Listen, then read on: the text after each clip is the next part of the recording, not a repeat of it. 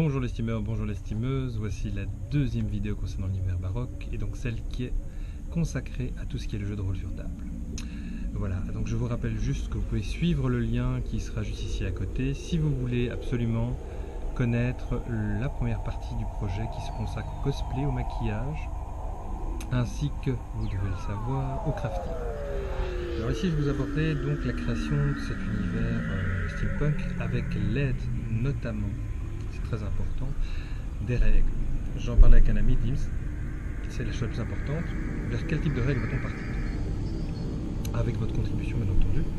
Est-ce que ce sera du Advanced Dungeons & Dragons, du Warhammer, du Cthulhu, parce qu'il y a beaucoup d'occulte dans le monde du steampunk et d'horreur? Est-ce que ça va être quelque chose de plus narratif commun, c'est-à-dire très peu de règles, encadrer un métier, encadrer quelques caractéristiques de base, et le reste, c'est libre aux joueurs si les actions sont peu ordonnées par des règles. S'il fait quelque chose, c'est fait, s'il ne le fait pas, c'est pas fait. Et la dernière, ce sera, est-ce qu'on doit aller sur quelque chose qui est plus un peu melting pot, un truc plus collaboratif en prenant un peu de tout, voire faire un truc tout à fait à part et particulier. La seconde partie est plus importante. On base cet univers de baroque autour de trois grandes nations, empires, comme vous voulez, donc des choses que nous avons pris par rapport à l'histoire et que nous avons transposées dans cet univers fantastique. Chacun déterminé par trois aspects: la description des mélanges culturels, l'économie et l'aspect religieux ou spirituel. Le premier, c'est le royaume insulaire. C'est un royaume britannique hindou, donc les deux cultures sont présentes là, qui gère tout un dominion d'îles où il y a des corporations, des guildes, mais également des nations mineures qui y sont un peu inféodées. Grâce à cela, elle gère une énorme industrie grâce à l'une de ces deux grandes villes. La première, donc, puisque j'en parle, est une capitale industrielle et économique, et la seconde est une capitale culturelle et politique. À côté de ça, ils ont développé une spiritualité plus dans le style polythéiste. On peut prendre ce qui vient de l'Asie essentiellement, ou prendre des choses qui viennent bien avant, plus antiques, comme on peut inventer, comme dans certains univers, une spiritualité tout à fait à part.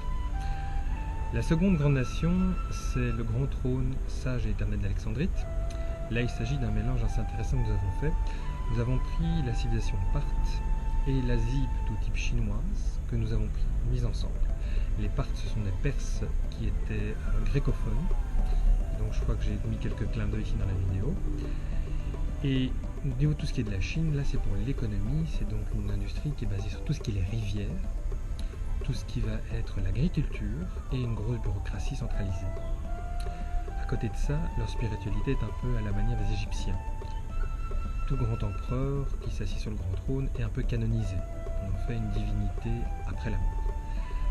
Le troisième très intéressant, ce sont les Négus.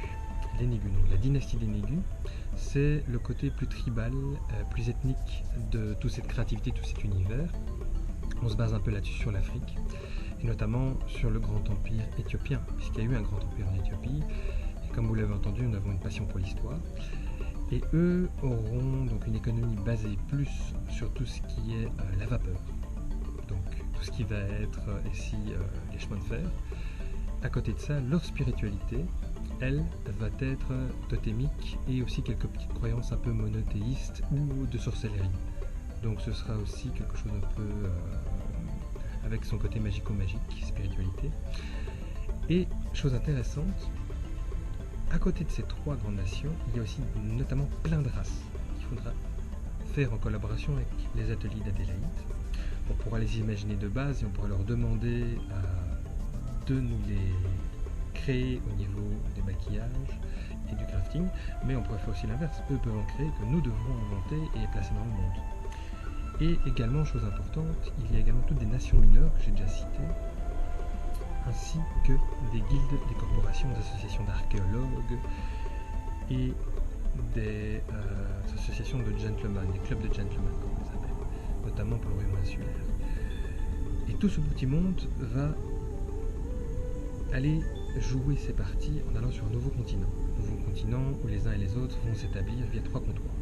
Alors, contrairement à ce qu'on peut penser, les trois comptoirs ne sont pas tous gérés par toutes les grandes nations. Il y a deux grandes nations qui ont un comptoir, le royaume insulaire qu'il a établi avec l'aide de banques privées, des banques d'investissement.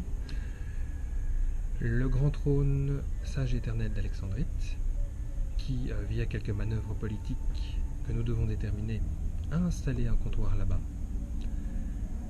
Et le dernier est géré par tout ce qui est guildes et corporations et nations mineures. Donc ça donne une possibilité aussi que eux aient la possibilité d'aller jouer sur place. Quant aux Négus, eux ne vont là-bas que pour une chose: l'exploration, ramener des artefacts ou la chasse aux trophées. Effectivement, la dynastie des Négus est une société qui est très tribale, qui a d'autres visions que les deux grandes nations, et donc il y a un fonctionnement qui va être à part par rapport à eux. Finalement, on verra, je pense, que chacune aura son fonctionnement à part, comme les guildes et les nations mineures ou les races ont chacun des particularités. Il faudra aussi penser à la caste, c'est important la caste, puisque c'est encore une époque, le victorien et même avant, où on introduit des classifications de statuts. Donc ce sera important de les déterminer. Et donc c'est pour ça que nous vous invitons notamment à participer également à cet atelier. Donc n'hésitez pas à prendre contact avec moi, ce sera moi le responsable de cet atelier, ou à poser des questions sur le groupe général de Baroque, que je vous invite également à rejoindre. Donc je vous remercie pour nous avoir suivis pour votre attention, et j'espère que vous serez très nombreux à nous suivre.